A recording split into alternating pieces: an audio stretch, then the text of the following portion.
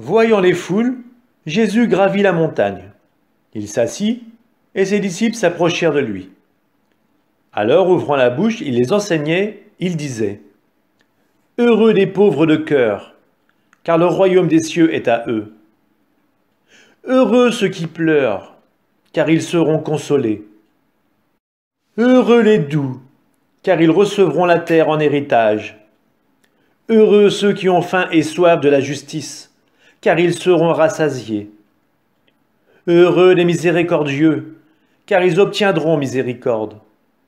Heureux les cœurs purs, car ils verront Dieu. Heureux les artisans de paix, car ils seront appelés fils de Dieu. Heureux ceux qui sont persécutés pour la justice, car le royaume des cieux est à eux. Heureux êtes-vous si l'on vous insulte, si l'on vous persécute, et si l'on dit faussement toutes sortes de mal contre vous à cause de moi. Réjouissez-vous, soyez dans l'allégresse, car votre récompense est grande dans les cieux. C'est ainsi qu'on a persécuté les prophètes qui vous ont précédés.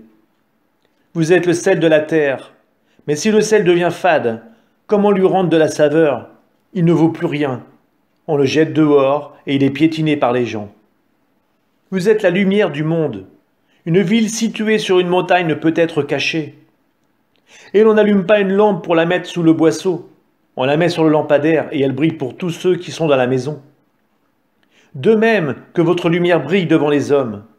Alors voyant ce que vous faites de bien, ils rendront gloire à votre Père qui est aux cieux. Ne pensez pas que je sois venu abolir la loi ou les prophètes. Je ne suis pas venu abolir, mais accomplir. Amen, je vous le dis.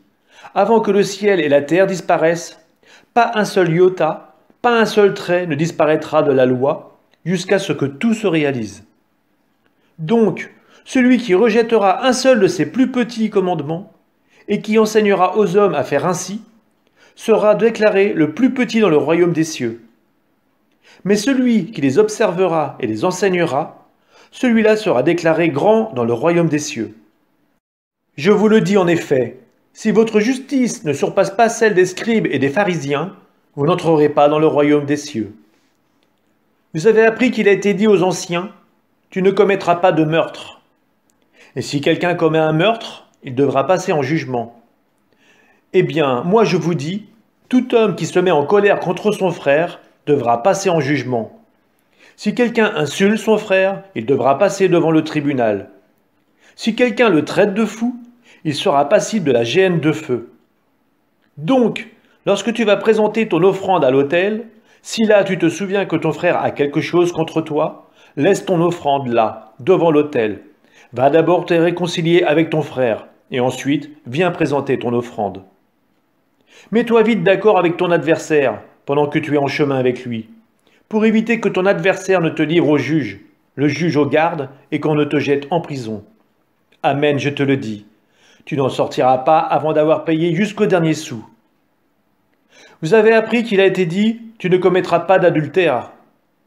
Eh bien moi je vous dis, tout homme qui regarde une femme avec convoitise a déjà commis l'adultère, avec elle, dans son cœur. Si ton œil droit entraîne ta chute, arrache-le et jette-le loin de toi, car mieux vaut pour toi perdre un de tes membres que d'avoir ton corps tout entier jeté dans la géhenne. Et si ta main droite entraîne ta chute, coupe-la et jette-la loin de toi, car vaut mieux pour toi perdre un de tes membres que d'avoir ton corps tout entier qui s'en aille dans la géhenne. Il a été dit également, si quelqu'un renvoie sa femme, qu'il lui donne un acte de répudiation. Eh bien, moi je vous dis, tout homme qui renvoie sa femme, sauf en cas d'union illégitime, la pousse à l'adultère. Et si quelqu'un épouse une femme renvoyée, il est adultère. Vous avez encore appris qu'il a été dit aux anciens, tu ne manqueras pas à tes serments, mais tu t'acquitteras de tes serments envers le Seigneur. Eh bien moi je vous dis de ne pas jurer du tout, ni par le ciel, car c'est le trône de Dieu, ni par la terre, car elle est son marchepied, ni par Jérusalem, car elle est la ville du grand roi.